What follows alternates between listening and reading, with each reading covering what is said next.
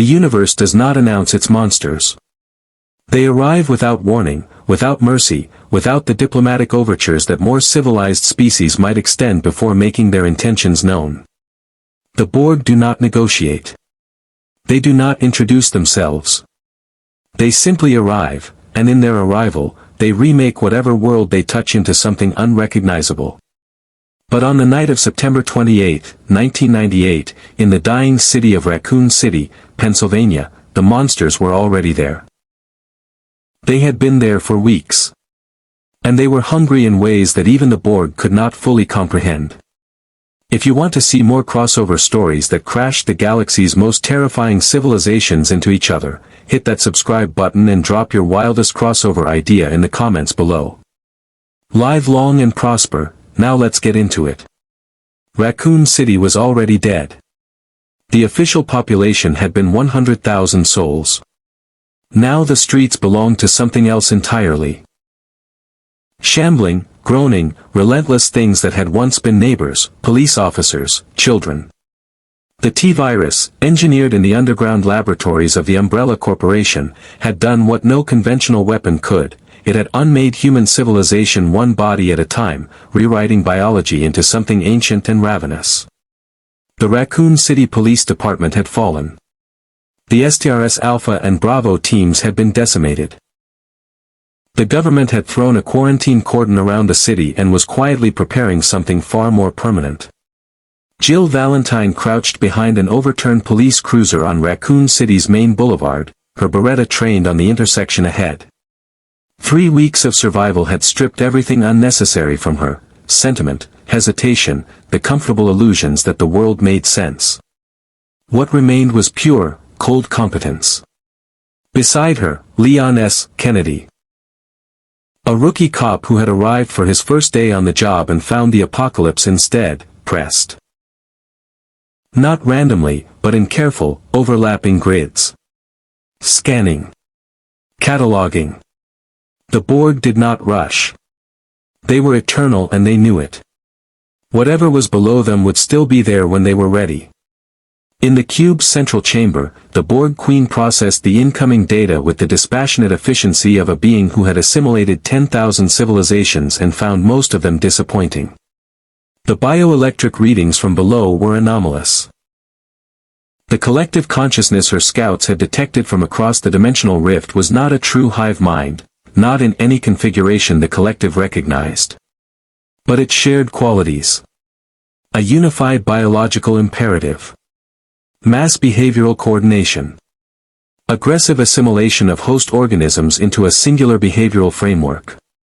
The T-virus, the Queen decided, was a primitive attempt at what the Borg had perfected. The infected below were crude drones. Mindless, inefficient, driven by hunger rather than purpose. But the underlying mechanism. The rewriting of biology. The spread through contact. The transformation of individuals into something collective. That was interesting. "We will descend," the Queen said, her voice resonating through 10,000 drone minds simultaneously. "We will assimilate the biological and technological distinctiveness of this settlement. The pathogen will be studied. The organisms will be added to the collective." Resistance. Below, in the dark streets of Raccoon City, a zombie bit a police officer's arm off at the elbow. Is irrelevant. The first drones materialized on the corner of Broad Street and Madison Avenue at precisely 11:47 p.m. 12 of them. Gray-skinned, cybernetic, moving with the eerie synchronized calm of beings who shared a single mind. They turned in unison, scanned the devastation around them, and began to walk north. Directly toward the largest concentration of biological signatures their sensors had identified. Jill Valentine saw them emerge from the transporter shimmer and felt her blood go cold. These were not zombies. These were not anything Umbrella had made. These were something new entirely. The Borg moved through Raccoon City like surgeons through a wound, methodical, unhurried, indifferent to the chaos around them. Where the infected shambled and lunged with mindless appetite, the drones walked with geometric precision, their ocular implants sweeping red scanning beams across every surface, every shadow, every collapsed storefront and burning vehicle. They catalogued everything. Discarded nothing. The city's devastation registered in their collective consciousness not as tragedy but as data, inefficient biological management, primitive infrastructure, a civilization in the process of consuming itself. The first zombie that lurched from a darkened doorway on Madison Avenue was a heavy-set man in a torn postal uniform, his jaw hanging at an angle that suggested the muscles holding it had long since ceased functioning. He moved on instinct alone. The T-virus's rewritten neural pathways driving him toward the nearest source of biological heat. He collided with the lead board drone at full shambling velocity. The drone did not flinch. Did not step back. It raised one arm, the left, replaced from the elbow down with a mechanical assembly that ended in 4 assimilation tubules, and drove them into the postal worker's neck with clinical efficiency. The nanoprobes entered the bloodstream. The collective felt the connection initiate. The familiar cascade of biological rewriting, the dissolution of individual consciousness into the hive, the first whispered fragments of a new drone's awareness joining the greater whole. Then something went wrong. The connection stuttered. In the shared consciousness of the 12 drones on Broad Street, a sound like static, like 10,000 voices screaming in corrupted data, rippled outward from the point of assimilation. The postal worker convulsed. The nanoprobes were meeting resistance unlike anything in the collective's vast catalogued experience. The T-virus did not yield. It did not dissolve before the nanoprobes. They brought to everything and adjusted their approach. Rather than individual assimilation attempts, they deployed a different tool, an energy field projector mounted on the second drone's shoulder assembly that emitted a wide-spectrum stasis pulse.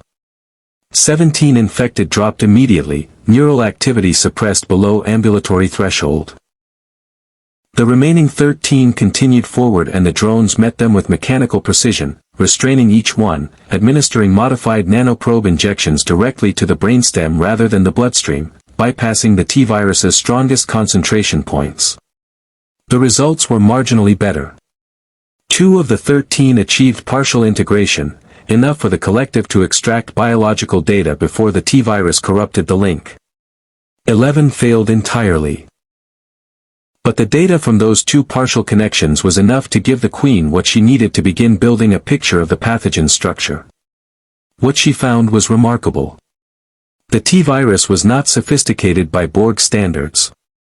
It was brutally simple, a retrovirus of extraordinary adaptability, evolved or engineered to override host biology with aggressive efficiency. It had no defense mechanisms against nanoprobes in any conventional sense. What it had instead was momentum. By the time nanoprobes encountered it in a host organism, the T-virus had already restructured so much of the host's biology that there was insufficient viable material for standard assimilation protocols to anchor to. You could not assimilate something that was already in the process of becoming something else. Fascinating, the Queen said softly, and meant it. Above the city, the cube's green lights pulsed with renewed rhythm. More drones were preparing to transport down. The collective was not discouraged by failure. Failure was simply a data set that refined the next attempt. They would solve the T-virus problem with the same methodical patience they brought to every obstacle. Tried to establish neural link protocols. The T-virus had already destroyed the higher neural architecture those protocols required. For 11 seconds, the infected man stood perfectly still, caught between 2 competing forms of transformation. Then he collapsed.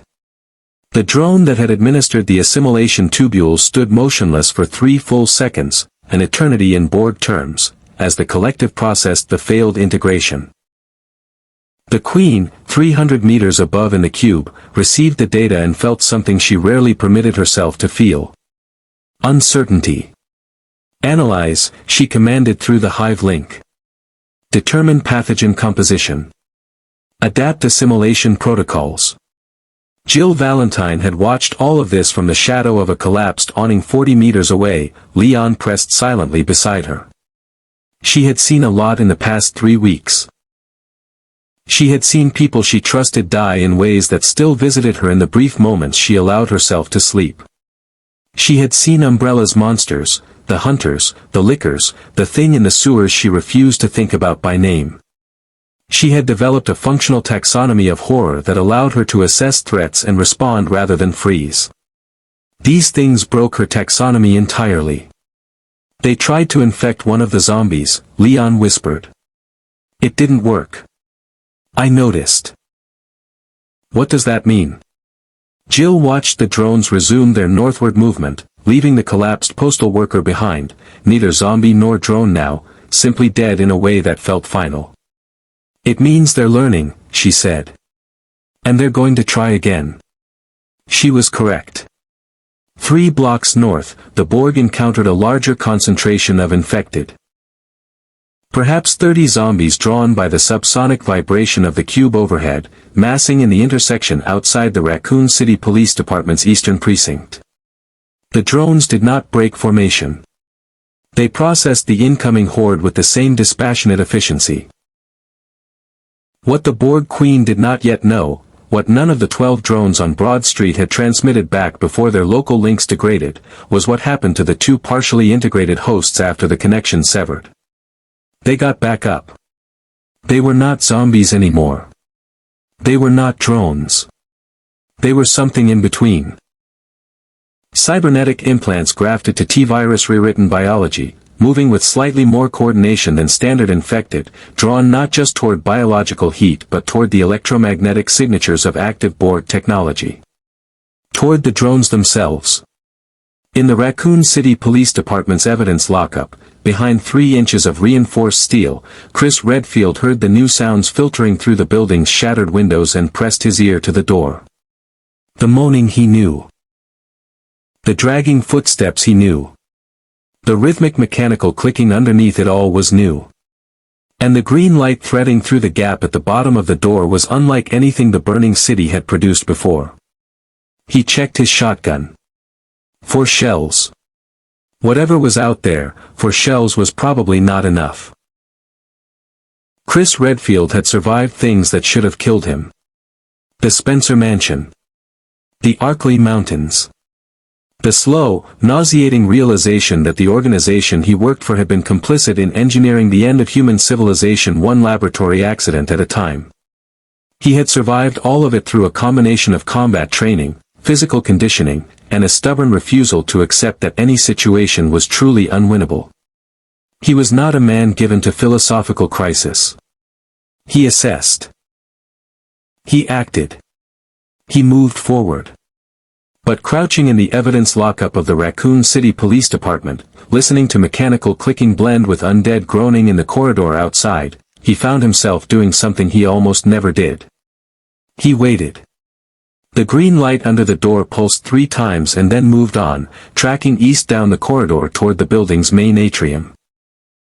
Chris counted to 30, then eased the lockup door open with the careful slowness of a man who understood that sound was a currency in a city of predators and every noise spent carelessly was a debt paid in blood. The corridor was empty. But the evidence of what had passed through it was unmistakable. 3 zombies lay against the far wall, not killed, not destroyed in any conventional sense, but changed. Metallic components had erupted through their decomposing skin along the jaw, the left forearm, the orbital socket of one. The implants were crude compared to the precise machinery Chris had glimpsed through the window, half-formed, as though the process had been interrupted or had failed partway through, but they were undeniably technological. Undeniably deliberate. Someone, or something, had tried to upgrade the dead. He found Jill and Leon 40 minutes later in the police department's second-floor break room, barricaded behind a vending machine and a filing cabinet. The reunion was brief and without sentiment. Jill gripped his arm once, hard, which from her was the equivalent of a work in ways too complicated and too painful to fully process in the middle of an extinction event. But her senior field operative, a sharp-eyed woman named Dr. Sarah Voss, who had spent 12 years developing biological containment protocols for Umbrella's less publicized projects, had recognized the cube's arrival for what it represented the moment it appeared on her monitoring equipment. Not a threat. An opportunity. The technology on those drones, she said to the two Umbrella security operatives still standing, pulling up the footage from the building's external cameras. Look at the integration points. Cybernetic grafting directly to the skeletal and muscular structure. Power cells embedded in the torso cavity. An ocular replacement with scanning capability that our best equipment can't replicate. She paused the footage on a close-up of a drone's forearm assembly. If we could capture one intact. Ma'am, the larger of the two operatives said carefully, those things just walked through a crowd of 30 infected like they weren't there. I'm aware. That's why we're not going to engage them directly. Voss pulled up a schematic of the police department's underground maintenance tunnels, the same network that connected half of Raccoon City's major structures beneath street level. We're going to let them do what they do. And when they produce something we can use. One of those partial conversions, something between their technology and ours, we're going to collect it. She said it with the calm confidence of someone who had spent her career believing that everything, no matter how dangerous, was ultimately a resource waiting to be properly managed. It was a very Umbrella way of thinking. It had served the corporation well for decades. It had also produced the T-virus. What none of them, not Chris, not Jill, not Leon, not Dr. Voss, could see was what was happening inside the partially converted infected. The two creatures that had risen from failed assimilation attempts on Broad Street had covered 6 blocks in the time since, drawn by the electromagnetic pull of active drone technology. When they found a cluster of 4 drones performing a scanning sweep near the city's central plaza, they did not attack. They followed. And the nanoprobes still active in their corrupted tissue, damaged, fragmented, but functional in ways the Borg Queen had not anticipated, were transmitting. Weakly. Intermittently. But transmitting nonetheless. Feeding fragmented data back toward the cube. Sending images and biological readings filtered through T-virus rewritten neural tissue, distorted and strange. The Borg Queen received these transmissions and felt the uncertainty deepen. The signal was recognizable as collective in origin. But what it was showing her, the world as perceived through T-virus corrupted sensory architecture, was like looking at reality through shattered glass. Familiar shapes in deeply wrong configurations. She made a decision that, in 10,000 years of assimilation campaigns, she had never been required to make before. She called for caution. Hold all assimilation attempts, she transmitted through the hive. Observe only. The pathogen must be fully understood before further integration is attempted. The drones in the streets of Raccoon City stopped. Stood motionless in their scanning postures. Watched. The city groaned and burned around them. The infected pressed against the edges of their stasis fields and were held back without effort. And in the sky above, the cube pulsed its steady green rhythm, patient, calculating, eternal. 300 light-years away, in what would not be called the Alpha Quadrant for another 370 years, a Federation long-range sensor array registered an anomalous transwarp signature and flagged it for immediate review. The report reached Deep Space 9 14 minutes later, landing on Commander Benjamin Sisko's desk with the quiet urgency of something that had no good explanation and required one immediately. Sisko read it twice. Called Dax. Called O'Brien. Stared at the dimensional variance readings for a long moment with the expression of a man who had learned, through hard experience, that the universe's surprises were rarely pleasant ones. Get the Defiant ready, he said finally. We're going to need to take a look at this personally. The Defiant dropped out of warp at the edge of the dimensional rift with the compact aggression of a ship built for exactly this kind of situation, not exploration, not diplomacy, but the hard-edged business of going somewhere dangerous and coming back alive. She was small by Starfleet standards, overpowered for her frame, and designed with the kind of grim practicality that resulted from building a vessel specifically to fight the Borg. The irony of her current mission was not lost on her commander. Sisko stood at the bridge's forward viewport and studied the rift. It was not large, perhaps 40 meters across at its widest point, edges shimmering with the characteristic blue-green luminescence of a subspace boundary under stress. But the readings it was producing were extraordinary. Transwarp signatures on one side. And on the other, bleeding through in fragmentary bursts, something that O'Brien had spent the past 6 hours trying to classify and had ultimately described as a timeline that shouldn't exist yet, sir, and I mean that in the most alarming possible way. What are we looking at, old man? Sisko asked. Jadzia Dax leaned over her science console with the focused intensity she brought to problems that genuinely interested her, which this emphatically did. 8 lifetimes of scientific experience gave her a perspective on anomalies that most Starfleet officers couldn't match. The rift is a dimensional boundary breach, she said. Transwarp field collapse, a Borg vessel pushed through at velocities that subspace in this region couldn't accommodate. The mathematics are actually elegant, in a destructive sort of way. They punched a hole between dimensional layers and came out approximately 370 years in the past. Our past, Worf said from the tactical station, his voice carrying the particular grimness he reserved for Borg-related situations. After Wolf 359, after everything the collective had cost the Federation, Worf's feelings. Precise navigation to use again.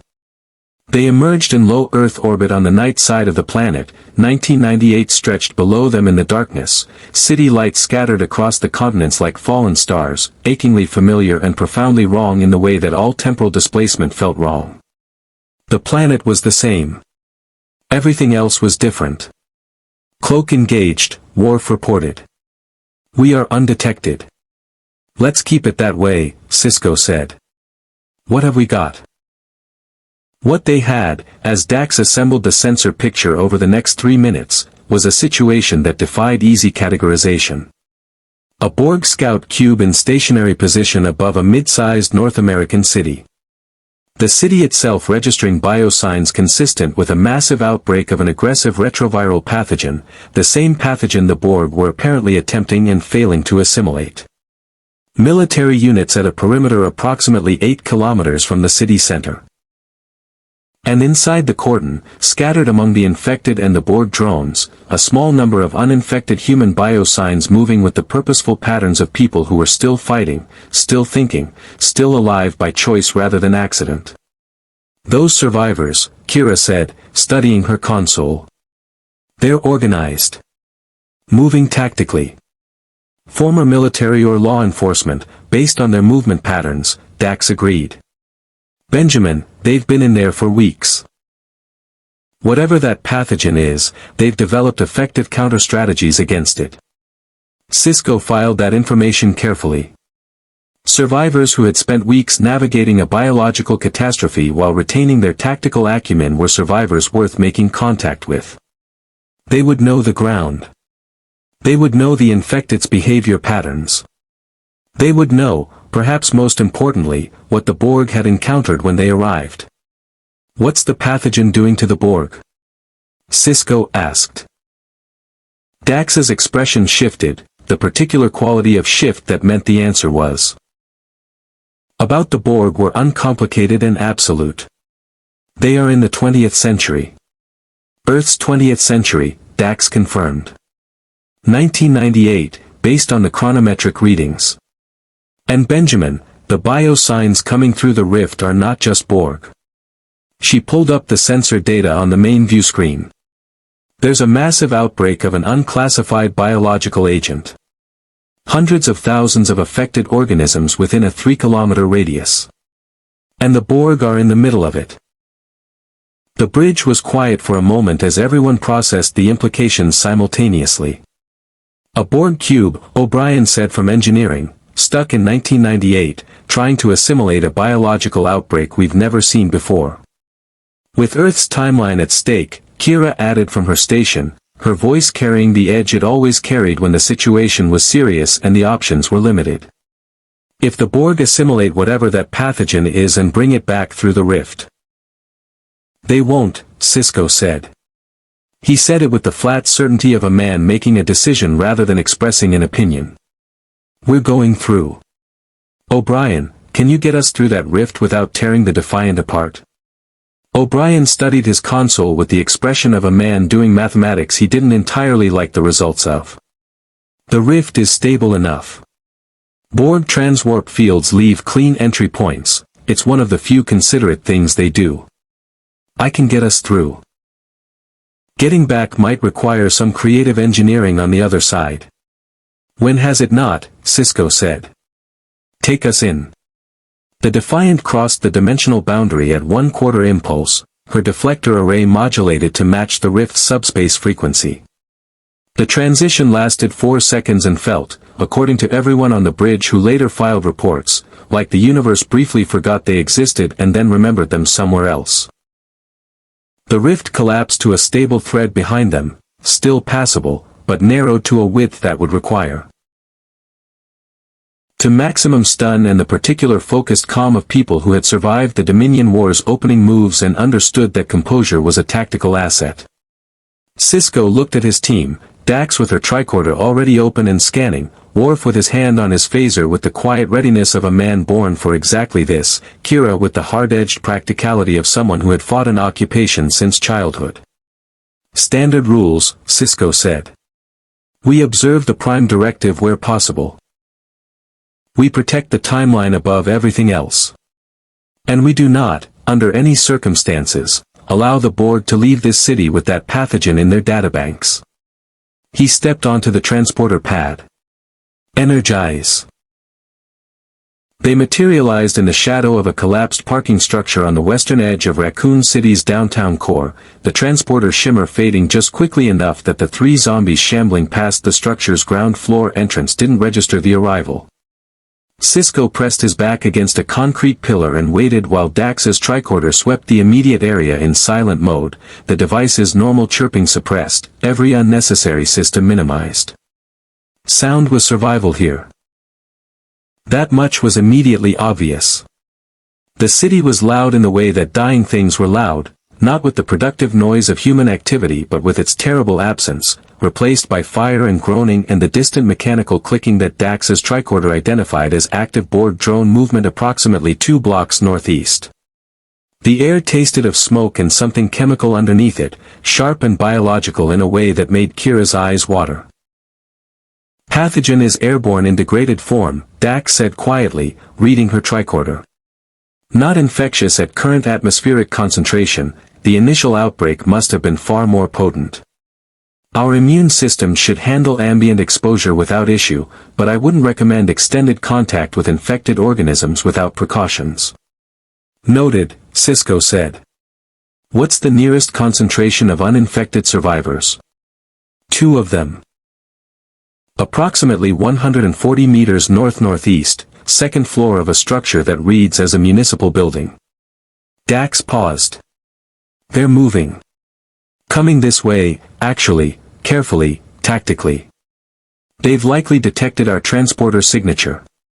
Worf's hand tightened on his phaser. Ambush possibility? Possibility, Sisko agreed. But if they've survived this long, they're smart enough to assess before engaging. Let's give them something easy to assess. He stepped out of the pillar's shadow into a narrow band of firelight from the burning building across the street, hands visible. Dax checked her tricorder. The Umbrella Field Operations Center, she said. There's a concentration of advanced technology in the basement, by 1998 standards, extremely advanced. The Borg have identified it. Jill's expression hardened instantly. Voss, she said. There's an Umbrella researcher in that building. She's been monitoring everything since the outbreak started. Would she attempt to make contact with the Borg? Sisko asked. The look that passed between Jill, Chris, and Leon contained entire volumes of accumulated experience with Umbrella Corporation's institutional priorities. She'd try to capture one, Chris said. For research. Cisco was already moving toward the stairwell. Then we need to get there first. Because if Umbrella gets their hands on Borg technology, any of it, the timeline damage compounds beyond anything we can contain. He paused at the top of the stairs, looking back at the three survivors. You know this city. We need that. Are you with us? Jill picked up her Beretta without hesitation. We've been fighting things we don't understand for 3 weeks. At least this time someone's explaining it. They moved out into the burning streets of Raccoon City together, 7 people from 2 different centuries and 3 different professional backgrounds, navigating the space between zombie hordes and Borg drones with the careful economy of motion that survival demanded. Dax tracked the drone positions on her tricorder and called route adjustments in a murmur. Worf took point with the calm readiness of a Klingon warrior who had spent his career preparing for exactly this quality of danger. Chris covered the rear with the methodical competence of someone who had stopped being frightened and started being tactical. They were 1 block from the Umbrella building when the screaming started.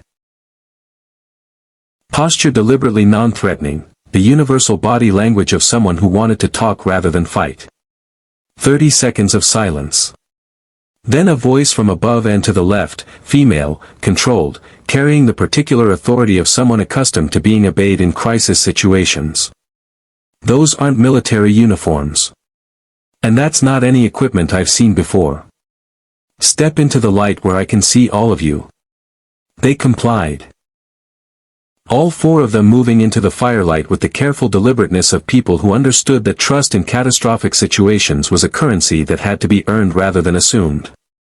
Cisco looked up and found a woman on the parking structure's 2nd level, dark hair, combat stance, a Beretta pointed at him with the steady grip of genuine training.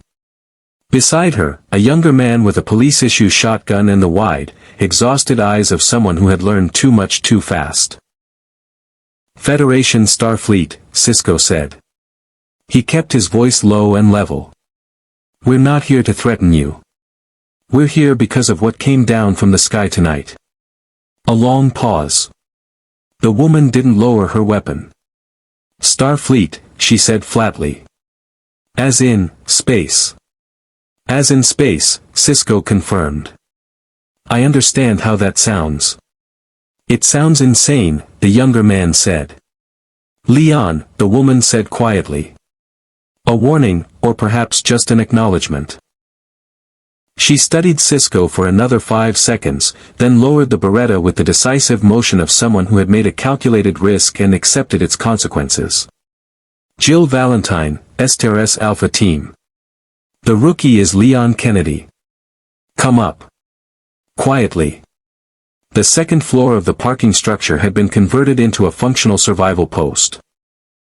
Water containers, ammunition arranged by type, a hand-drawn map of the surrounding 12 blocks annotated with movement patterns, choke points, and what Cisco recognized as threat assessment markers. Whoever had built this had military intelligence training. Not the moaning of the infected. Not the mechanical sounds of drone movement. Human screaming, sharp, brief, and then cut off with a finality that left silence worse than the sound had been. Dr. Voss's security operatives, Cisco realized, had just made contact with the Borg. Move, he said, and they ran. The Umbrella Field Operations Center's ground floor looked like an argument that physics had won decisively.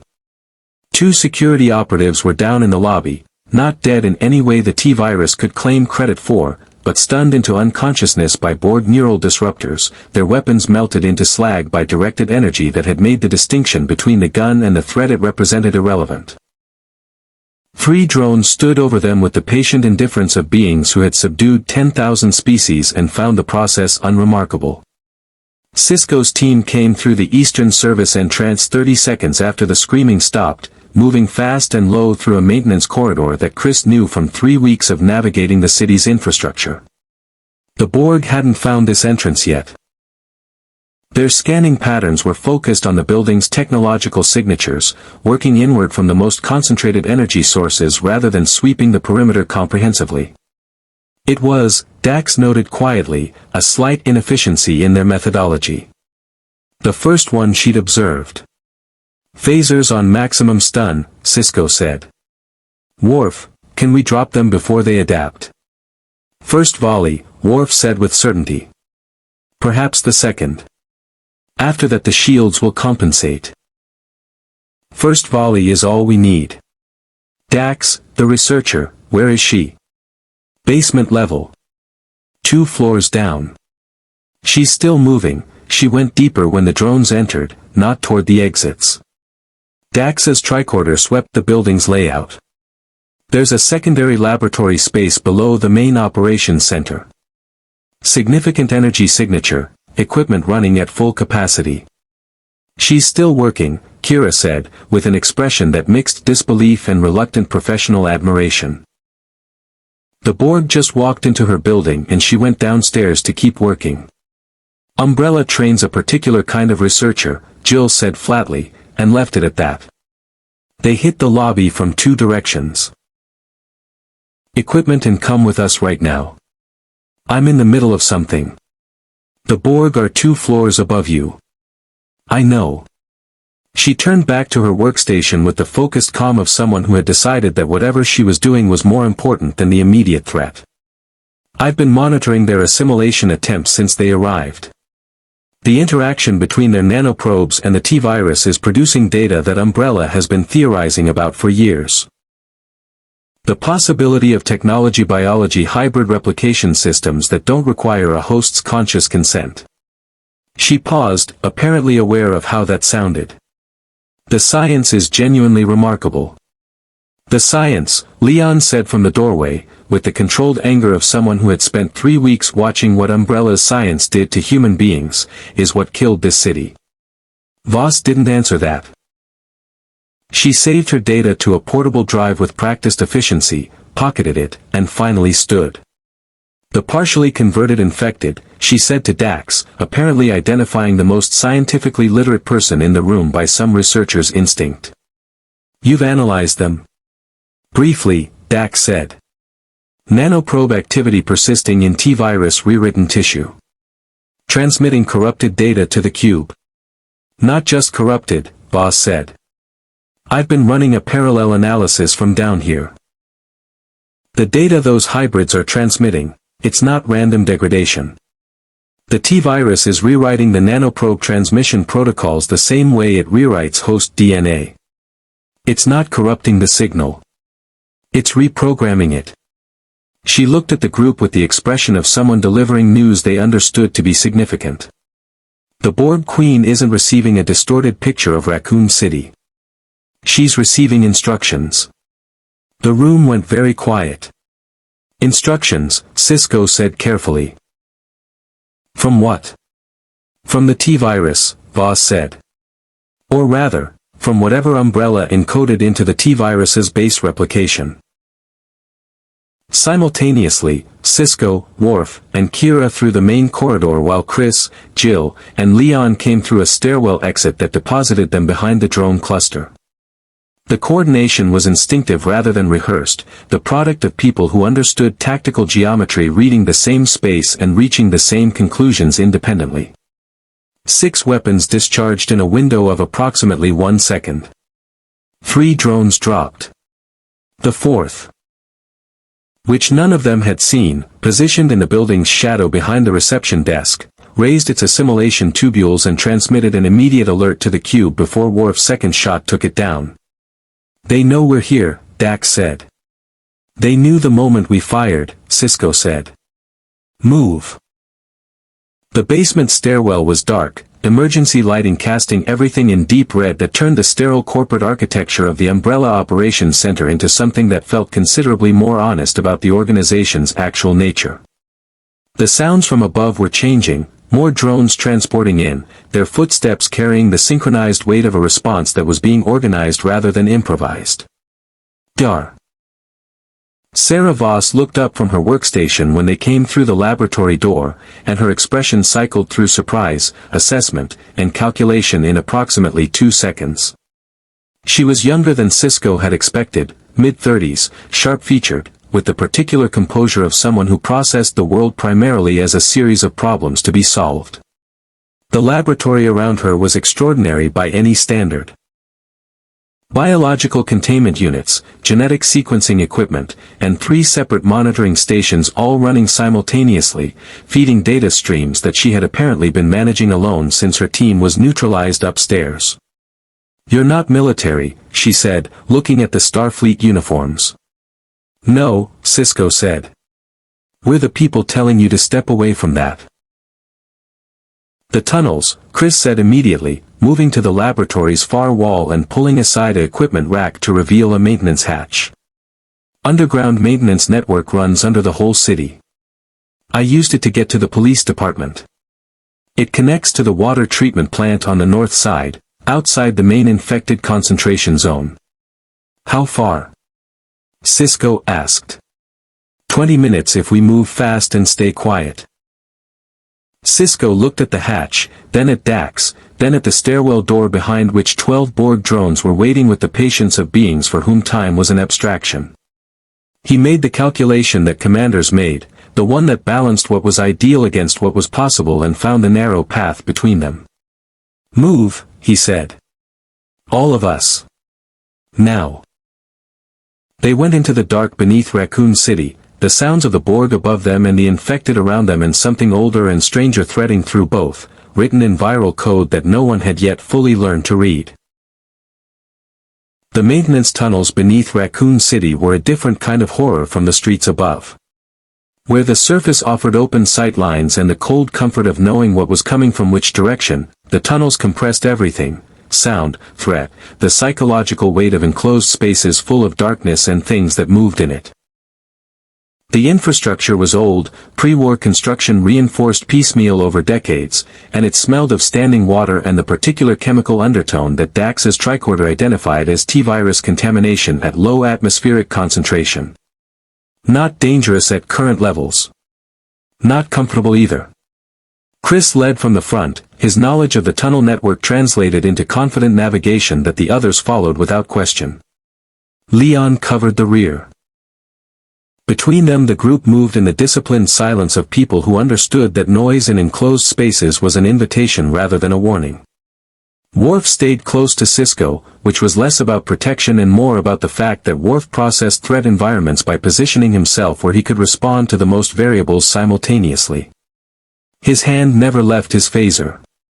His eyes moved constantly. Kira matched his rhythm with the instinctive adaptability of someone who had spent her formative years in Cardassian-occupied Bajorans, learning that survival in hostile territory was primarily a discipline of attention. Dax walked beside Voss, and the conversation between them was quiet and continuous and deeply technical in ways that everyone else in the tunnel was content to leave to them. "The directive structure in the T-virus RNA," Dax said, her tricorder running passive scans as they moved. "You said Umbrella never fully decoded it. What did they decode?" Voss had recovered her composure with the speed of someone who stored her fear in a compartment and locked it until a more convenient time. "Fragments. The sequence appears to be modular. The biosigns are consolidating. Moving in coordinated groups toward the city center." She looked up. "Benjamin, the Queen has taken control of the T-virus infected. All of them." Above them, Raccoon City began to change. The groaning that had been the city's constant background soundtrack since the outbreak, individual, random, the undirected hunger of 60,000 separate biological imperatives, shifted register. It became something unified. A sound with rhythm and direction, like a tide changing. The infected were no longer wandering. They were marching. In the cube overhead, the Borg Queen stood at the center of her chamber and felt something she had not experienced in millennia. Expansion. Not the mechanical expansion of assimilation, the gradual absorption of individual organisms into the collective, but something faster, something that spread through vectors the Borg had never utilized before. Biological vectors. Viral vectors. She had not assimilated the T-virus. She had done something more elegant. She had become its queen. The infected below her were crude instruments, no nanoprobes, no technological enhancement, no access to the collective's vast knowledge base. But they responded to the command architecture buried in their viral programming with the absolute compliance of drones, because that was what the tertiary sequence had always been designed to produce. Not zombies. Not free agents. Soldiers waiting for their general. The Borg Queen had found 60,000 soldiers already deployed in the field. She turned her attention to the group moving through the tunnels beneath the city. Her hybrid sentinels, the partially converted infected still carrying active nanoprobes, had tracked them from the Umbrella building. She knew their numbers, their equipment, their general trajectory. She knew that one of them carried the most comprehensive biological knowledge of the T-virus pathogen currently available in this timeline. Different sections activate under different conditions. The base replication directive is straightforward. The behavioral modification sequences are well documented, that's what produces the infected's hunting behavior. But there's a tertiary sequence that activates only under specific biochemical conditions we've never been able to replicate in laboratory settings. She paused. Until tonight. The nanoprobe interface appears to be the trigger. What does the tertiary sequence do? Based on what I've observed tonight, it attempts to establish a command hierarchy. The T-virus isn't just a replication engine. Someone built a control architecture into its base code. The infected aren't just mindless, they're waiting for something to take command of them. Dax stopped walking. The group halted around her, reading her stillness as significant. The Borg Queen, Dax said slowly, working through the implication with the methodical care it deserved. If the nanoprobe interface activated the tertiary sequence, if the Queen has been receiving not just data but command protocols, she wouldn't be trying to assimilate the T-virus anymore, Voss said. She'd be trying to direct it. The tunnel was very quiet for a moment. Water dripped somewhere distant. Something scraped against a pipe overhead, infected moving on the street above, tracking vibration through the concrete. How many infected are in this city? Cisco said. It wasn't quite a question. Estimates put it at 60 to 70,000, Chris said from the front of the group. His voice was level but his knuckles were white on his shotgun. Cisco looked at Dax. Dax looked at her tricorder. The reading she found there confirmed what the logic had already suggested, and her expression carried the particular quality of someone delivering news that changed the shape of every problem simultaneously. The infected are reorganizing, she said. The random movement patterns I recorded when we arrived, they're gone. She would not make the mistake of sending drones into the tunnels. The confined geometry favored defenders with energy weapons. She would wait until they emerged. The group surfaced through a maintenance hatch at the edge of Raccoon City's water treatment facility, 40 meters inside the outer perimeter fence and 200 meters from the nearest infected concentration. Or what had been the nearest infected concentration 20 minutes ago. The landscape had reorganized itself while they were underground. The infected were everywhere. Arranged in concentric rings around the facility's perimeter with a geometric precision that made Chris stop dead at the top of the hatch ladder and stare with the expression of a man whose survival instincts were screaming and whose rational mind was still catching up. They're not attacking, Leon said from beside him, scanning the nearest ring of infected with wide, exhausted eyes. They're just standing there. Waiting, Jill said. She had seen enough of Umbrella's controlled experiments to recognize a containment formation when she saw one. Something is controlling them. Kira's phaser was already up. Worf's was already up. Cisco stepped out of the hatch and took in the perimeter with the systematic assessment of a commander reading a battlefield, and what he read was this. 60,000 infected arranged in controlled formation, the Borg cube repositioned to directly overhead at less than 100 meters altitude, and no cover between their current position and the facility's main building except open ground that the infected rings would cross in approximately 40 seconds if whatever was holding them released them. His comm badge chirped. O'Brien's voice, tight with controlled urgency. Commander, I'm reading the cube repositioning. And sir, I'm getting another transwarp signature. Something else is coming through the rift. Sisko kept his eyes on the infected perimeter. What is it? A pause that lasted 2 seconds too long. It's a Borg tactical cube, sir. Full size. Someone called for backup. The Queen's voice came then, not through any communication channel, not through the hybrid sentinels, but through the infected themselves, 60,000 corrupted throats producing sound in ragged unison that formed words with the terrible wrongness of a voice assembled from broken instruments. Your biological and technological distinctiveness, the city said, will be added to our own. The tactical cube dropped through the cloud cover like a judgment, for times the mass of the scout cube, its surface dense with weapons arrays and tractor emitters and the particular architectural brutality of a vessel designed not for exploration or assimilation efficiency but for the removal of obstacles. Where the scout cube had been a surgeon, the tactical cube was a demolition team. It took position above the water treatment facility at 50 meters altitude, and the electromagnetic displacement of its arrival flattened every piece of unshielded electronics within 300 meters instantly. Dax's tricorder went dark. Voss's portable drive went dark. The facility's emergency lighting, already running on backup generators, flickered and died.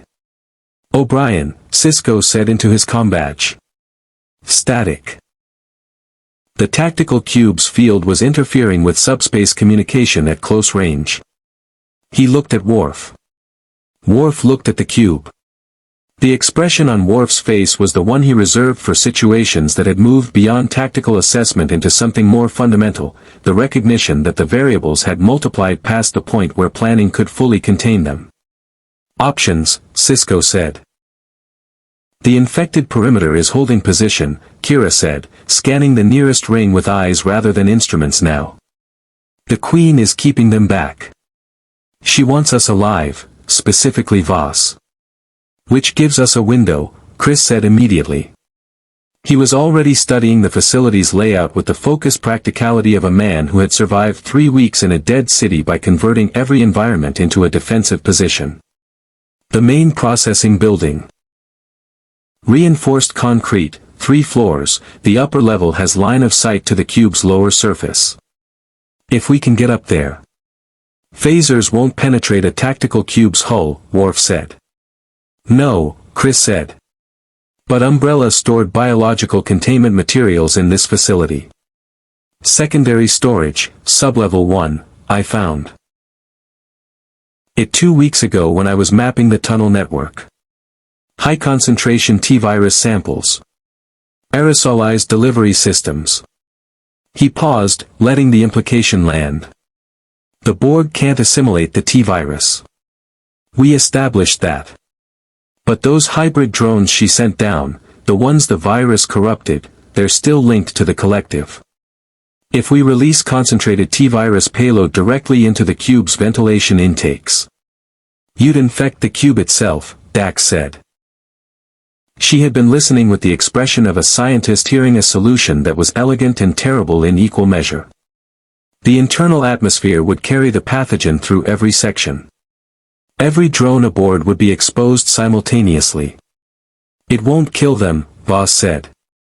The T-virus requires biological tissue to replicate. Borg drones are primarily cybernetic. The viral load would affect their remaining organic components, but the mechanical systems would continue functioning.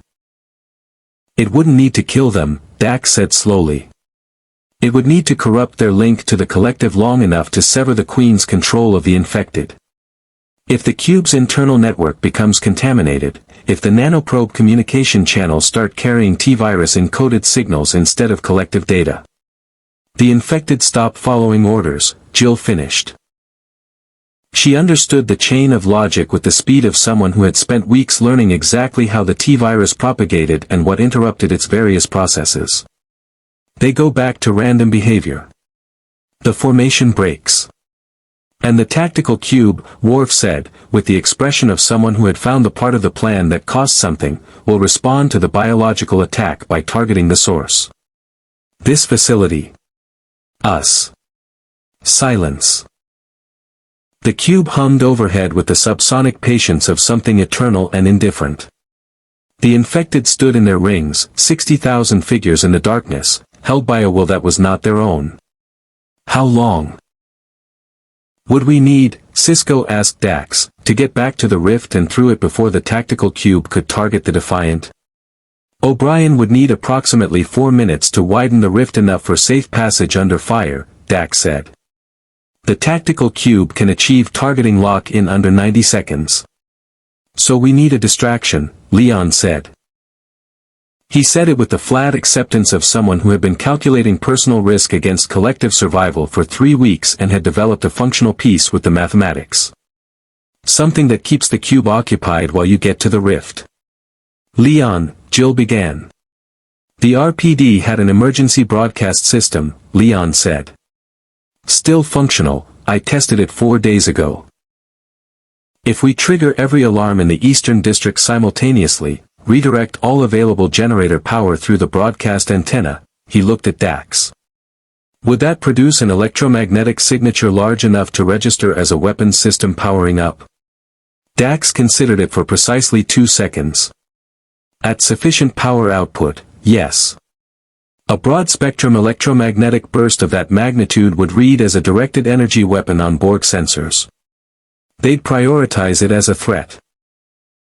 The RPD is 6 blocks east, Chris said. He looked at Leon with the expression of a man who had watched too many people die in this city and was running a precise internal calculation about how many more he could accept. I know the route. We all know the route, Jill said quietly. She looked at Sisko with the direct, unillusioned gaze of a professional who had made peace with difficult realities. You need to get your people and that data out of this timeline. We need to make sure the Borg don't follow you through the rift with 60,000 infected soldiers under command. She paused. Those are 2 different jobs. Sisko held her gaze for a long moment. The Prime Directive existed for exactly this, to prevent Starfleet from interfering in the natural blocks at atmospheric dispersal. Delivery mechanism, Kira said, examining the canisters with the practical focus of a former resistance fighter assessing ordnance. The cube's ventilation intakes are on its lower surface, Worf said. 40 meters above current ground level.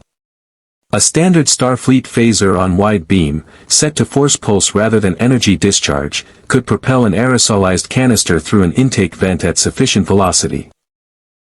If we time it with the electromagnetic burst from the RPD, Sisko said, the cube's sensors will be partially masked. Window of approximately 8 seconds where the intake sensors won't register an incoming object. 8 seconds, Kira said. Enough, Worf said, with the certainty of a man who had made more difficult shots under worse conditions. Above them, through 2 floors of reinforced concrete, the tactical cube continued its patient vigil. The infected stood in their silent rings. The scout cube maintained position. And somewhere 6 blocks east, 3 survivors of the end of the world were running through burning streets toward a police department that had long since stopped being a place of safety, carrying a plan that depended on precise timing, functional equipment, and the particular human quality that neither Borg nor T-Virus had ever successfully assimilated. The refusal to accept that the situation was unwinnable. The comm badge crackled at 2:47 a.m. with Leon's voice cutting through the cube's interference in fragments, enough to confirm they'd reached the RPD, enough to confirm the broadcast system was functional, not enough to confirm anything else. Sisko took it as sufficient. In his experience, sufficient was what you worked with when Ideal had left the building. 30 seconds, he told Worf and Kira. When the burst hits, we have 8 seconds. 1 shot. Worf held the modified canister assembly with the focused stillness of a warrior who had learned long ago that the moment before action was not the time for doubt. He had reconfigured his phaser's emitter to produce a concentrated force pulse rather than an energy discharge, essentially converting a weapon into a pneumatic launcher, which O'Brien would have found either impressive or horrifying depending on his mood. The canister was fitted with a proximity trigger set to activate on deceleration impact, meaning it would release its aerosolized payload the moment it stopped moving inside whatever it entered. Kira stood at the sublevel's external vent access, a maintenance panel she had forced open with the efficient violence of someone who had stopped asking infrastructure for permission. Watching the tactical cube's lower surface through a gap that gave her exactly the angle she needed and no margin for error. She had identified the intake vent cluster during the 3 minutes they'd spent in sublevel preparation, mapping the cube's geometry by eye with the instinctive spatial intelligence of a former resistance fighter who had spent her childhood learning that survival often came down to knowing where the openings were. The intake cycle every 40 seconds, she said. Open for approximately 6 seconds during the exchange phase. If the electromagnetic burst masks our window and the intake is open simultaneously. It will be, Sisko said. He said it not because he was certain but because certainty was a leader's. And 20 minutes is all we need. He looked at the group, Dax, Kira, Worf, Voss, and felt the particular weight of the incomplete. The survivors, he said. The comm badge crackled. Jill's voice this time, carrying the controlled exhaustion of someone running on the last reserves of 3 weeks of survival, were out of the RPD, Eastern Tunnel access. Leon's hit, not infected, Borg neural disruptor, he's conscious. A pause. The broadcast worked. Did it work? It worked, Sisko said. Get to the South Tunnel. We're waiting. You shouldn't wait. I know, Sisko said. We're waiting anyway. 7 minutes and 40 seconds later, Chris came through the tunnel hatch first, then Jill supporting Leon whose left leg was dragging but whose eyes were clear and whose grip on his shotgun had not loosened. The relief on Chris's face when he saw the Starfleet team was the relief of someone who had stopped expecting things to go right and had been quietly proven wrong. Above them, the tactical cube was reorganizing. Its weapons arrays had shifted back from the Eastern District.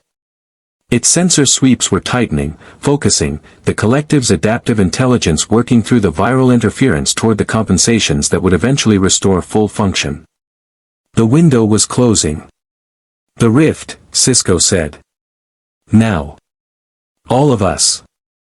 We can't go through your rift, Jill said. We don't belong in your time.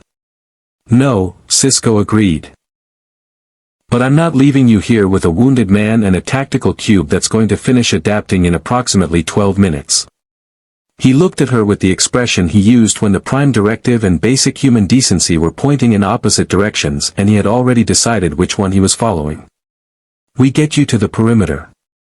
Outside the quarantine cordon. After that you're on your own, which based on the past 3 weeks appears to be a condition you handle well. To function.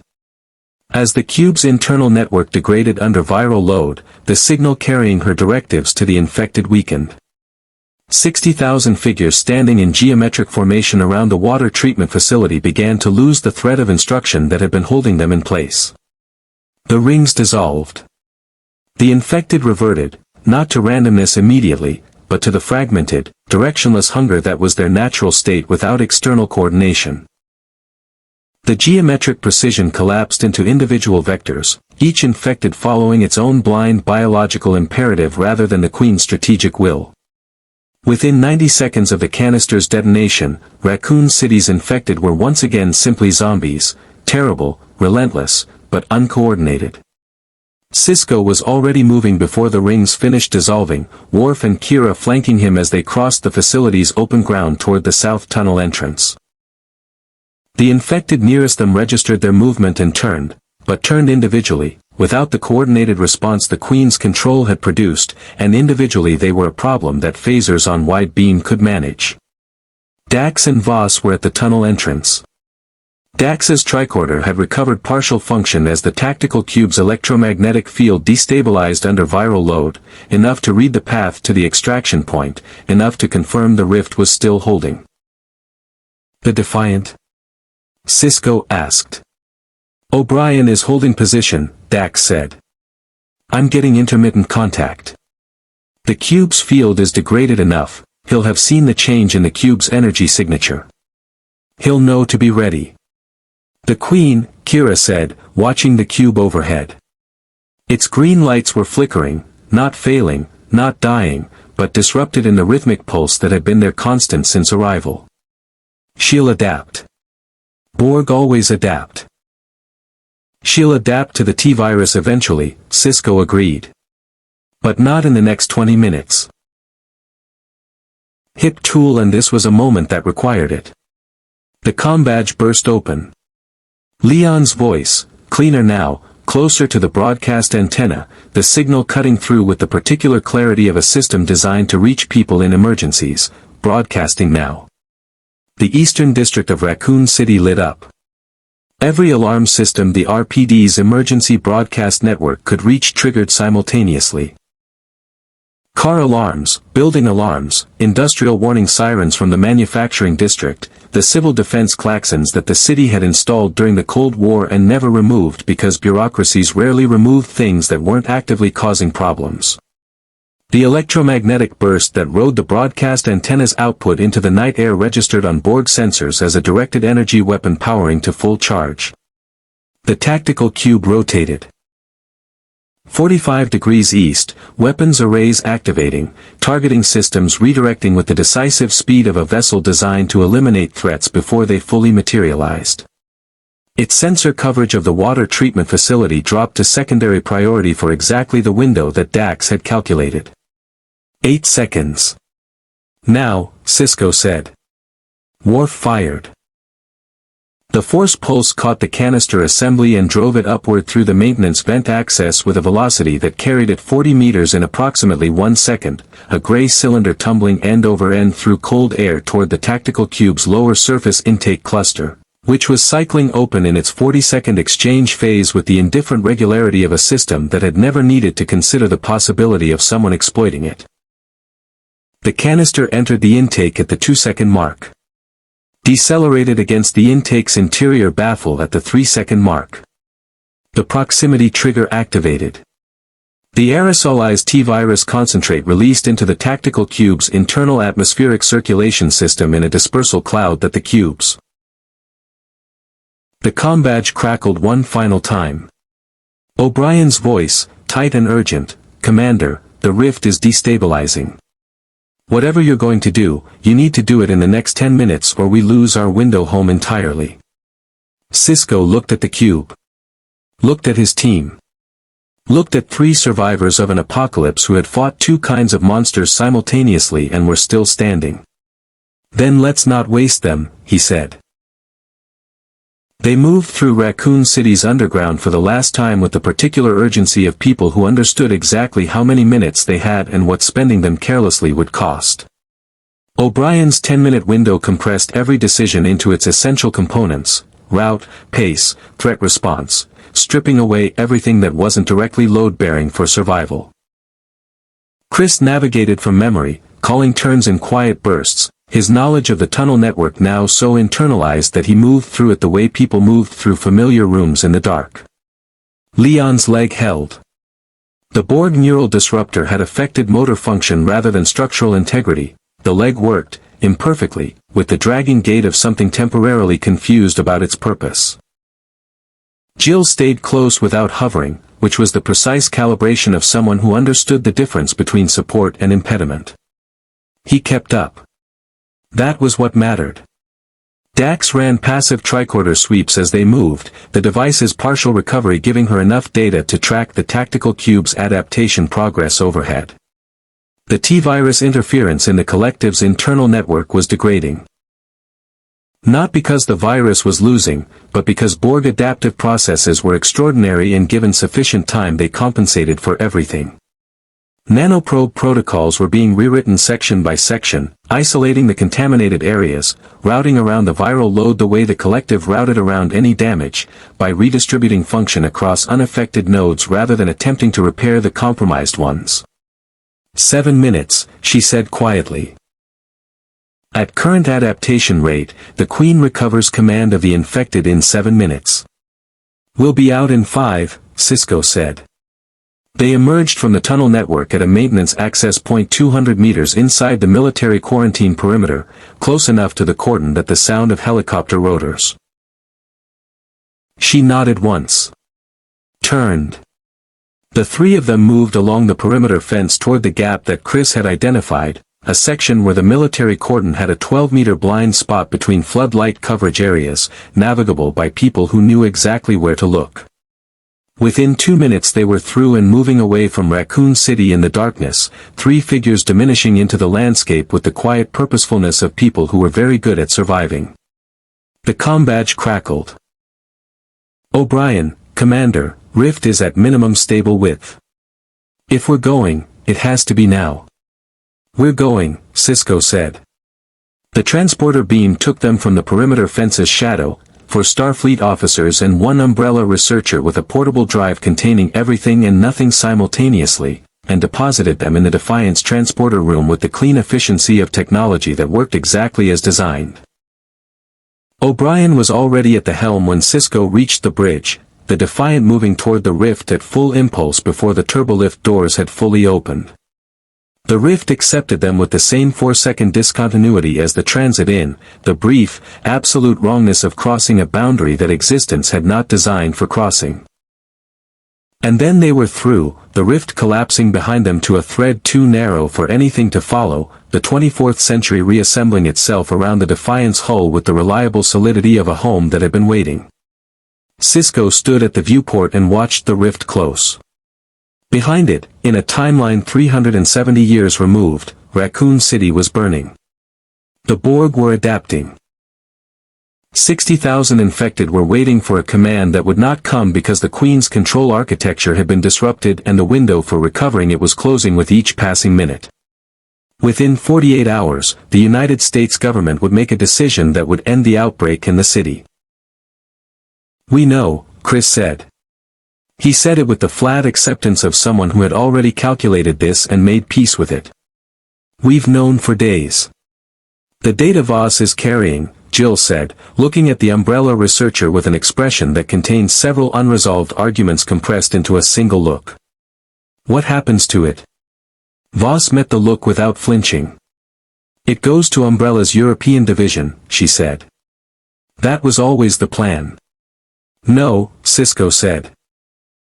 Both women looked at him. He held Voss's gaze with the calm authority of a man who had made the calculation and was not negotiating the result. "That data documents the interaction between Borg nanoprobe technology and the T-virus. It contains information about Borg adaptive processes that does not exist in this timeline and cannot exist in this timeline. If Umbrella acquires it." "The timeline contamination compounds," Dax said quietly. "Potentially catastrophically. Technology derived from that interaction could accelerate human development in directions that alter the course of the next 370 years. Voss looked at the portable drive in her hand. The expression on her face was the expression of a scientist watching years of work resolve into a choice that science couldn't make for her. She was not, Cisco thought, a cruel person. She was a person who had worked inside a cruel institution long enough that the institution's priorities had become indistinguishable from her own. The distinction mattered, even now, even here.